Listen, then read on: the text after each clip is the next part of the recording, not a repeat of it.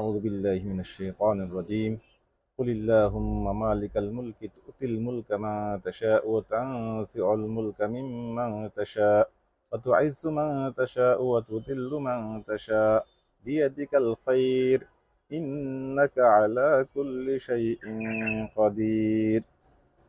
সূরা আল ইমরান ২৬ নম্বর আয়াত। এই আয়াতের ভিতরে আল্লাহ পাক রব্বুল আলামিন স্পষ্টত জানিয়ে দিয়েছেন যে আল্লাহ যাকে ইচ্ছা সম্মান দান করেন, যাকে ইচ্ছা অসম্মান বা লজ্জিত করেন, যাকে ইচ্ছা তিনি ক্ষমতা দান করেন, রাষ্ট্রীয় ক্ষমতা, আবার যাকে ইচ্ছা তার থেকে টেনে নামিয়ে ফেলতে পারেন।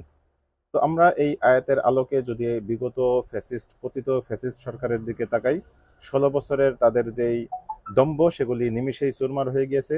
আল্লাহ তাআলার এক মুহূর্তের ভিতরে তাদেরকে নেমে এমন জিল্লতি দান করেছেন যে সারা পৃথিবীতে কোথাও শেখ হাসিনাকে কেউ ঠাঁই দিতে চায়নি।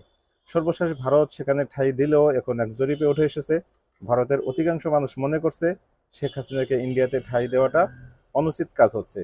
তার মানে আল্লাহ তাআলা যাকে ইচ্ছা সম্মান দিতে পারেন, আবার লজ্জিত করতে পারেন। এই আয়াতটা একেবারেই প্রতিফলিত হয়েছে।